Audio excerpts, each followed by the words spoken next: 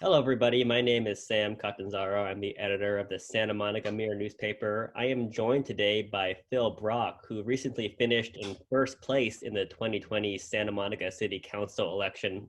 To begin with, Phil, congratulations. And second, what does this victory mean to you, both as a challenger running for Santa Monica City Council to finish in first place, and what does it say about the voters of Santa Monica? I think the voters of Santa Monica had, as I said in one of my opening campaign topics, they had enough. They wanted government that was responsive to the residents and that would listen to residents. So I promised in my campaign that residents were going to be a full part of not only my campaign, but in governing the city, that it was extremely important that residents come along. And I think what's happened in recent elections in Santa Monica is residents have been left behind. They felt like developers get priority at City Hall, that the staff in the city ran the city, not on behalf of residents, but on behalf of what they thought residents wanted.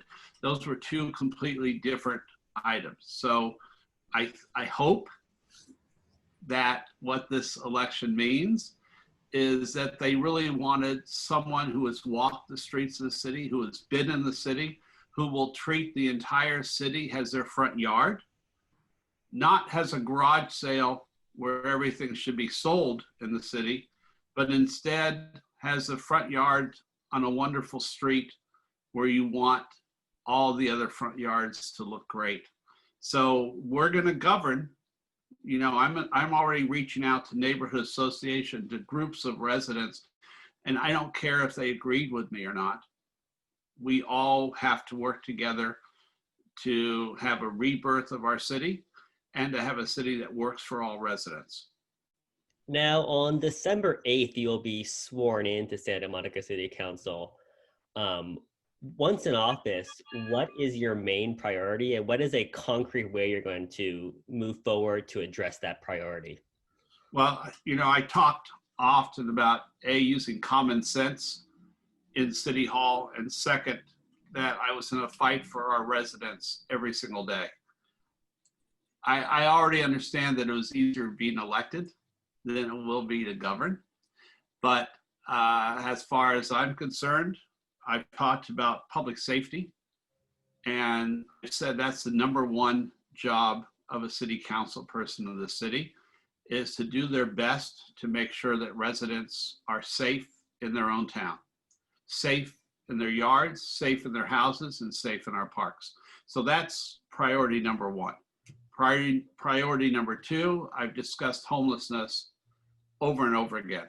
We have to change the way we're doing business in the city. We have to help reduce homelessness, but we also can't tolerate crime in our town. So public safety and homelessness are interconnected, but I've also talked often about adding mental health services, about making sure that we have people on 24 hours a day to help our homeless residents who are not only unhoused, but not taken care of. So if anything, I want to be a strong advocate for changing the way we do business in the city. We have to keep our residents safe, and we have to make sure that our parks and streets are safe, and we're not doing one homeless person any favors by leaving them on a street in Santa Monica. Now, on December 8th, also being sworn in will be Christine Para and Oscar De La Torre, who, like you, were running as challengers. You guys will join four incumbents, where in many areas you guys have different viewpoints. What will working together look like with these four incumbents? I've had a lot of experience working with people who don't agree with me, and people that it's my job to try and help them see my viewpoint or meet in the middle. So, think of it this way. The incumbents, Gleam and Kevin, for instance, and Sue, have all voted for me 3 or 4 times, has to continue my role as a commissioner of the city, to join the civic working group in the city. So we've all had common interests, and most of what we do in the city, most, is not about large development.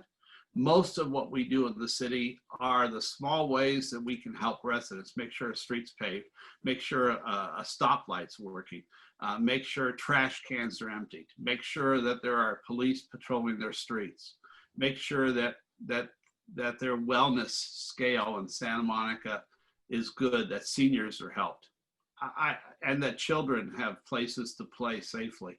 So I think for the most part, we will find many areas of agreement, and on areas of disagreement, we will work together to find solutions on behalf of our residents.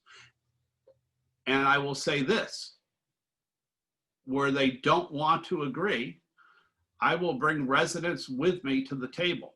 That's why I was elected. And Christine and Oscar will do the same. So it's not just the 3 of us.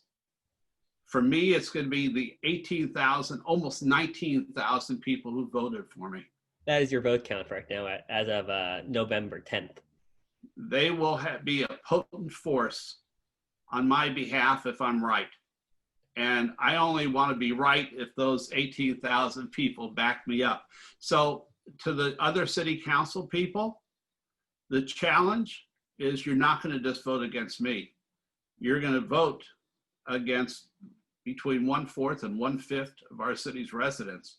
So my admonition is that I hope that all city council people will stand up for the people who live here. Well, Phil, thank you so much for your time. Everybody, thanks for watching.